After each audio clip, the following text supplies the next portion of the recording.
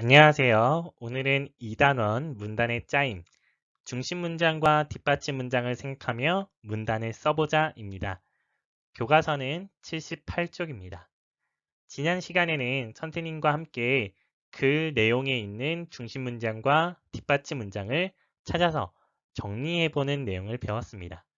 그 내용을 여러분이 잘 배웠다면 오늘 내용도 선생님과 쉽게 공부할 수 있을 거예요. 그러면 어떤 내용을 배우는지부터 확인해 봅시다. 오늘은 무엇을 공부할까요? 같이 읽어보겠습니다. 시작! 중심 문장과 뒷받침 문장을 생각하며 문단을 써보자 입니다. 오늘도 3개의 활동을 준비했어요. 첫 번째는 중심 문장에 알맞은 뒷받침 문장 쓰기. 두 번째 활동은 내용에 알맞게 중심 문장 쓰기. 세 번째 활동은 중심 문장과 뒷받침 문장을 넣어 문단 쓰기입니다. 하나씩 하나씩 선생님하고 차례대로 따라가면 여러분 모두 문단을 쓸 수 있어요. 준비되었나요? 그러면 첫 번째 활동부터 시작하겠습니다. 첫 번째 활동이에요. 중심 문장에 알맞은 뒷받침 문장을 쓰는 것입니다. 선생님이 여기 4개의 사진을 준비했는데요. 다음 사진들 중에서 다른 사진은 무엇일까요? 첫 번째 사진은 딸기, 두 번째 사진은 호랑이, 세 번째 사진은 바나나, 네 번째 사진은 사과네요. 이 중에서 다른 사진 하나를 고른다면 무엇을 고르겠습니까? 그렇죠. 여러분 모두 바로 호랑이를 했을 것입니다. 물론 다른 것을 선택한 친구들도 있을 텐데요. 틀린 것은 아니니 선생님과 한번 더 설명을 이어가겠습니다. 호랑이를 선택한 친구들은 왜 호랑이가 다르다고 생각했나요? 네, 여러분의 목소리가 들려요. 그렇죠. 딸기와 바나나와 사과는 모두 과일인데 호랑이는 동물이기 때문이죠. 그래서 아마 여러분들이 호랑이를 잘 선택했을 거라고 생각합니다. 하나 더 해보도록 할게요. 나머지 단어들과 다른 단어는 무엇일까요? 첫 번째부터 살펴보면 잡채, 김치, 비빔밥, 피자, 갈비찜. 선생님이 너무 먹는 것만 얘기해서 배고픈가요? 자, 어떤 단어를 찾을 수 있을까요? 아마 다양하게 생각해서 여러분들이 창의적으로 생각할 수도 있을 것 같아요. 예를 들어서 이 잡채랑 김치랑 피자는 2글자고 갈비찜이랑 비빔밥은 3글자니까 이렇게 나눠야지 하는 친구들도 있을 수도 있고요. 김치랑 비빔밥은 매우니까 잡채랑 피자랑 갈비찜은 맵지 않지. 그러니까 나는 이렇게 나눠야지 하는 친구들이 있을 수도 있습니다. 어떻게 나누면 좋을까요? 나누는 기준은 여러 가지가 있을 수 있는데요. 선생님이 중심 문장을 한번 여러분에게 주어 볼게요. 자, 만약에 중심 문장이 이 문장이라면 우리나라에는 전통 음식들이 많이 있습니다. 라는 문장이 있다면 이 중에서 다른 하나는 무엇이 되어야 될까요? 그렇죠. 바로 피자가 되겠죠. 왜 그럴까요? 그렇습니다. 잡채와 김치와 비빔밥과 갈비찜은 우리나라를 대표하는 전통 음식들이죠. 하지만 피자는 우리나라의 전통 음식이 아니기 때문에 다른 것과 다른 하나가 되겠습니다. 방금 했던 내용을 문장으로 바꿨으면 이렇게 바꿨을 수 있어요.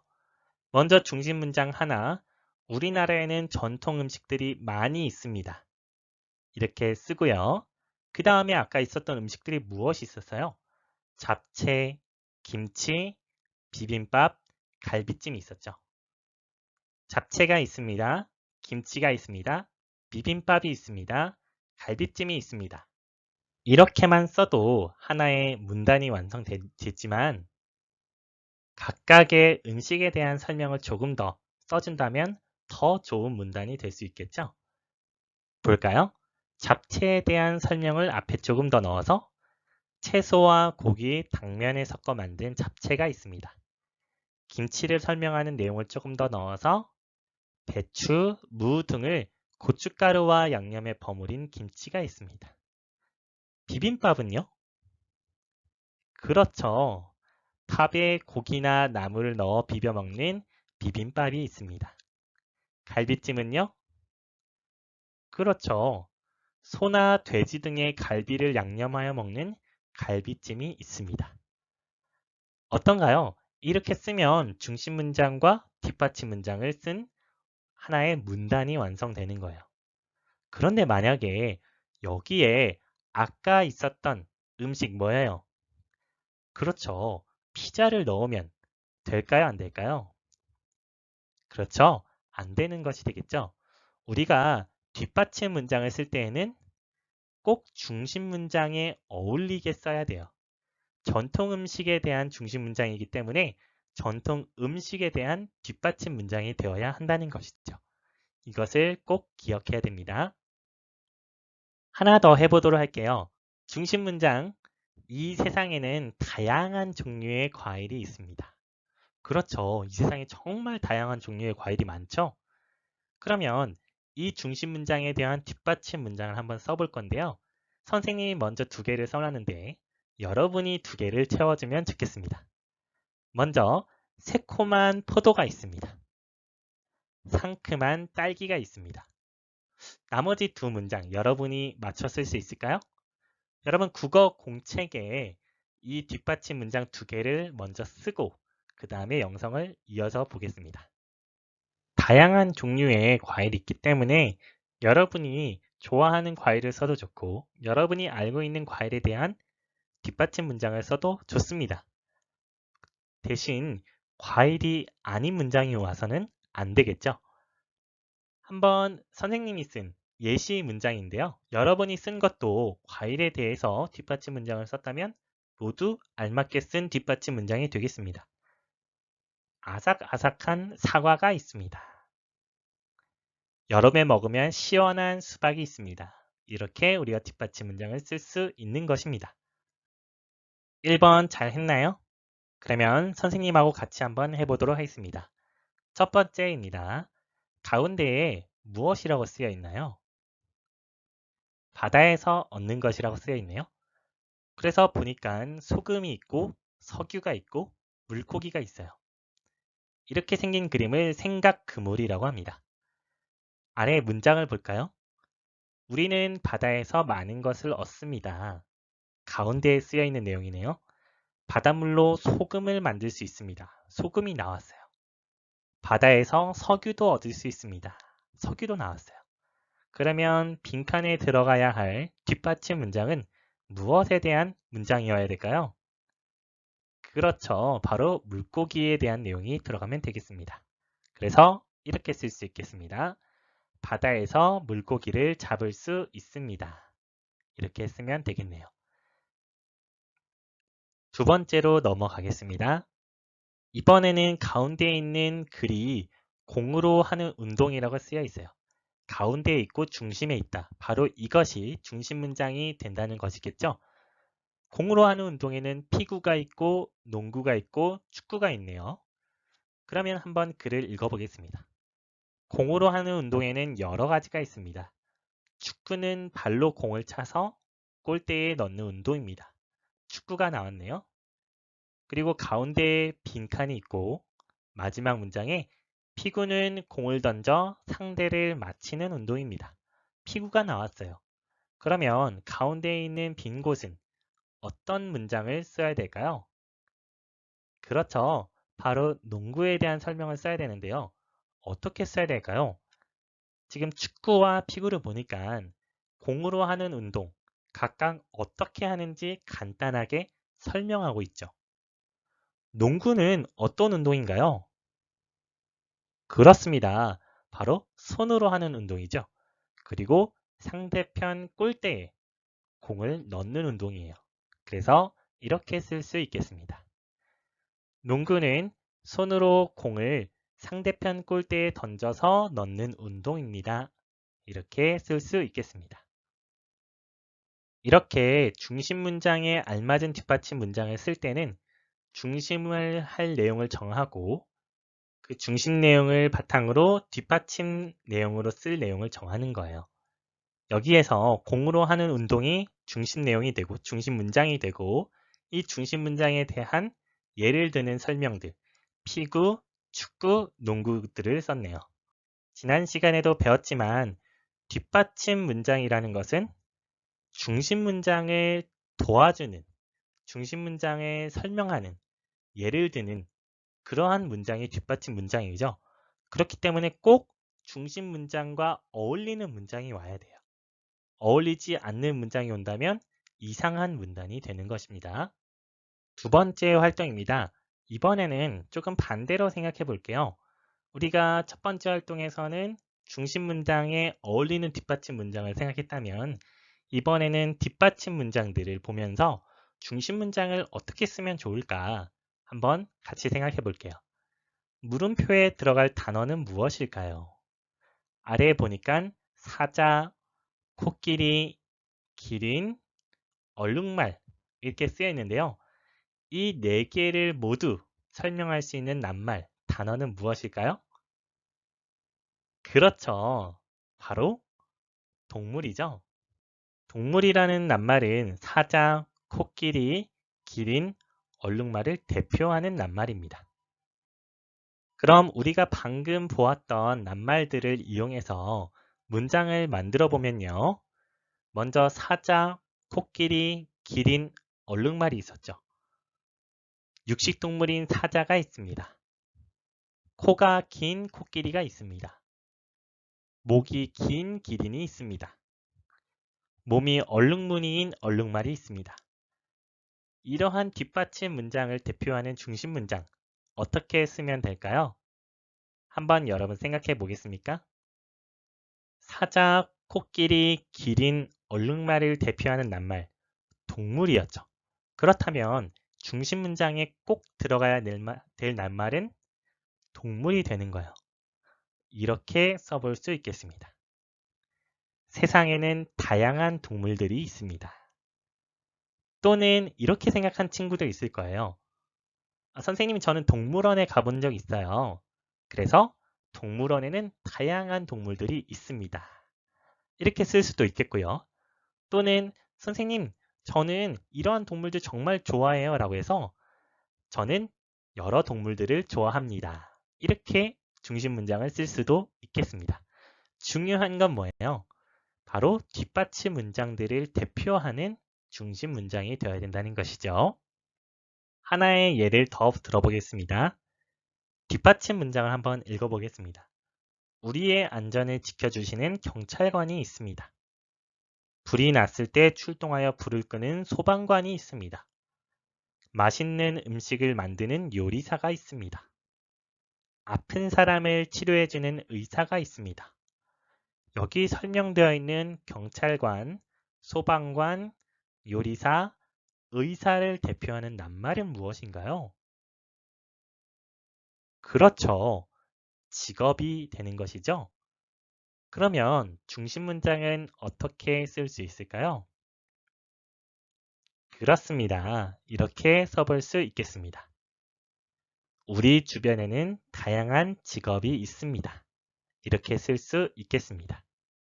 혹시 선생님의 설명이 너무 빠르고 잘 이해가 안 된다면 내용을 돌아가서 한 번 더 보는 것도 좋습니다. 세 번째 활동입니다. 우리가 첫 번째, 두 번째 활동을 통해서 중심 문장을 쓰는 것, 그리고 뒷받침 문장을 어떻게 써야 되는지 배웠습니다.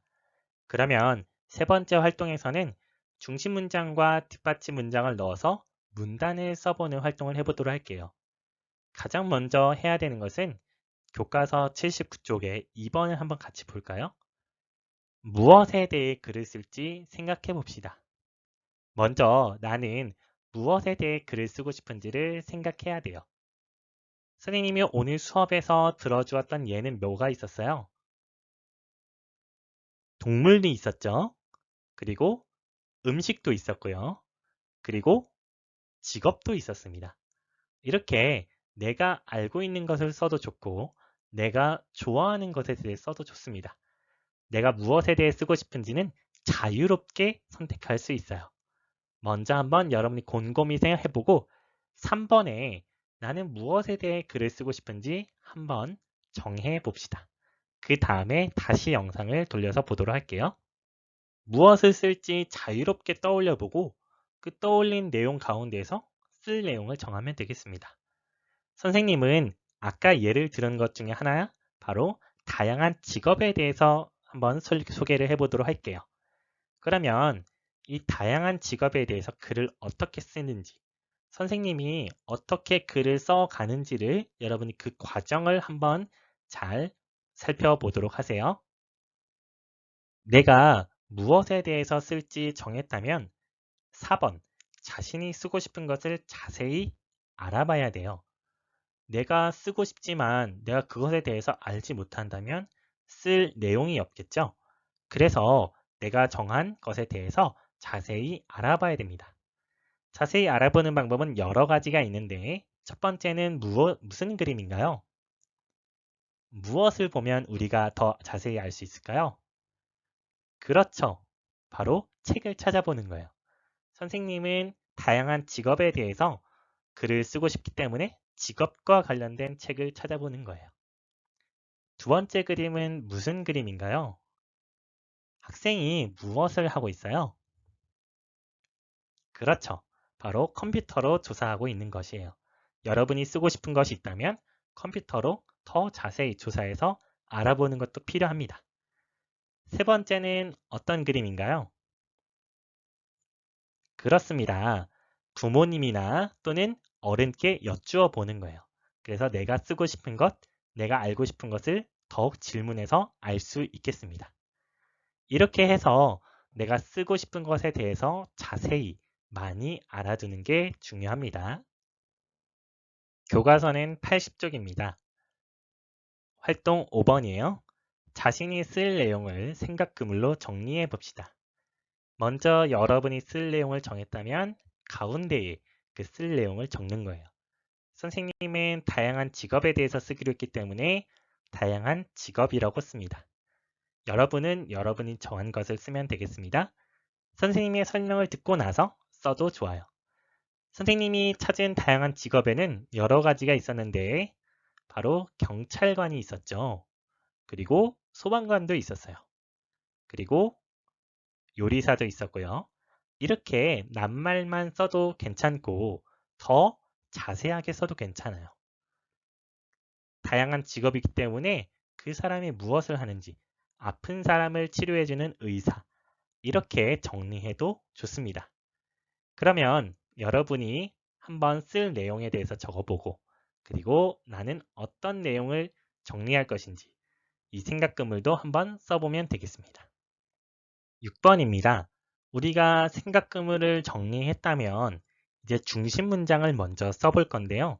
중심 문장은 대표하는 문장이기 때문에 쓸 내용, 가운데에 적었던 그 낱말이 들어가도록 문장을 쓰는 게 좋아요. 선생님은 다양한 직업에 대해서 쓰기로 했었죠. 그렇기 때문에 선생님은 중심 문장을 이렇게 정했습니다. 우리 주변에는 다양한 직업이 있습니다. 이렇게 중심 문장을 썼어요. 그럼 여러분도 여러분이 쓸 내용에 대해서 중심 문장을 만들면 되는 것입니다. 교과서 81쪽 7번입니다. 그러면 내가 쓴 중심 문장과 생각그물에 정리한 내용들을 바탕으로 뒷받침 문장까지 넣어서 한 문단으로 글을 써보도록 하겠습니다. 선생님이 먼저 시범을 보일 테니까 여러분도 선생님이 하는 것을 보고 따라 쓰면 되겠습니다. 대신 내용은 여러분이 정한 것으로 쓰면 되겠습니다. 우리가 이제 문단을 쓸 때 가장 먼저 처음에는 바로 들여쓰기를 한다는 것. 그래서 한 칸을 비워두고 글을 쓰기 시작해야 되겠죠.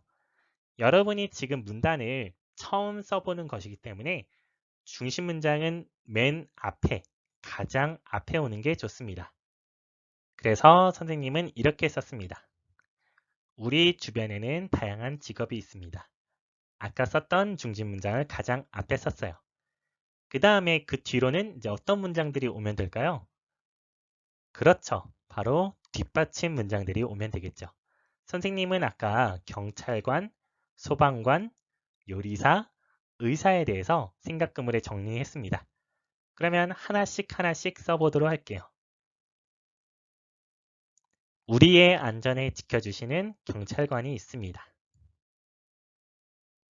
불이 났을 때 출동하여 불을 끄는 소방관이 있습니다. 맛있는 요리를 만드는 요리사가 있습니다. 아픈 사람을 치료해주는 의사가 있습니다.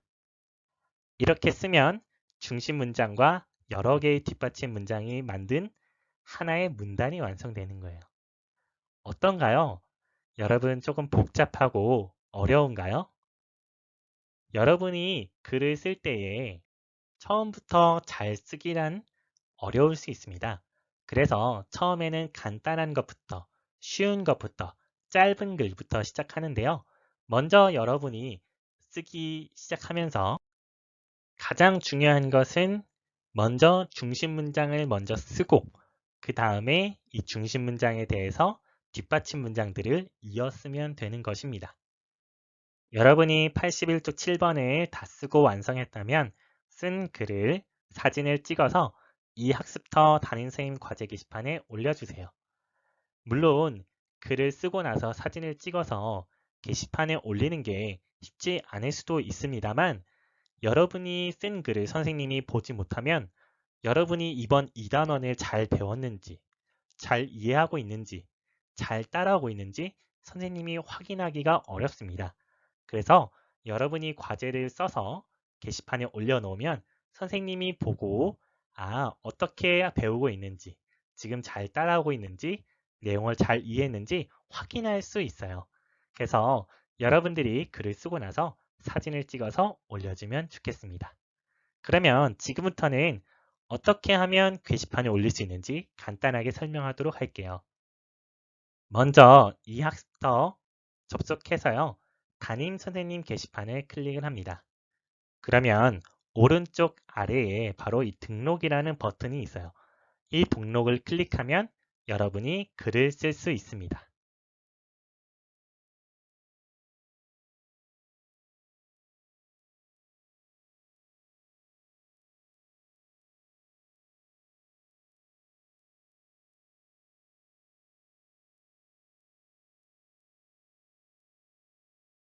등록을 클릭하면 바로 이러한 모양의 화면이 나오는데요. 먼저 제목을 씁니다. 제목에는 이렇게 써주세요. 5월 22일 국어과제 이성준. 여기 괄호 안에는 자기 이름을 써주세요. 그리고 그 아래에 비밀 게시물이 있는데요. 이것은 자유롭게 사용 또는 미사용으로 선택해 주세요. 사용을 하면 선생님만 이 글을 볼 수 있습니다. 미사용을 하면 다른 친구들도 볼 수 있고요. 우리가 서로 쓴 글을 보고 확인하는 것도 좋다고 생각합니다. 이것은 자유롭게 선택해 주세요. 내용에는 제목과 마찬가지로 5월 22일 국어과제 이성준입니다. 이렇게 써주세요. 그리고 첨부 파일에 이제 여러분이 찍은 사진을 올리는데요. 파일 업로드를 누르면 파일을 선택할 수 있습니다. 그래서 사진을 선택해서 등록을 하면 완성이 되겠습니다.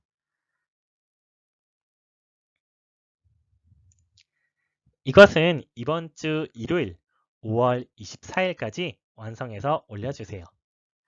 그런데 선생님, 저는 사진으로도 올리는 게 어려운데요 하는 친구가 있을 수도 있어요. 또는 잘 모르겠어요. 복잡해요 하는 친구도 있을 수 있는데요. 사진으로 올리는 게 어렵다면 여기 보이는 내용에 직접 써도 좋습니다. 그래서 사진으로 올리거나 또는 직접 게시판에 글을 쓰거나 둘 중에 하나를 선택해서 과제를 올려주면 좋겠습니다. 오늘은 우리가 중심 문장과 뒷받침 문장을 생각하며 문단을 써보는 활동을 했습니다. 여러분이 온라인으로만 배워서 쓰기가 쉽지 않을 수도 있는데요. 한번 써보고 또 선생님하고 같이 이야기해보고 또 게시글 통해서 선생님도 확인해보고 같이 수정하면 더 좋은 글을 만들어갈 수 있다고 생각합니다. 오늘도 고생 많았습니다.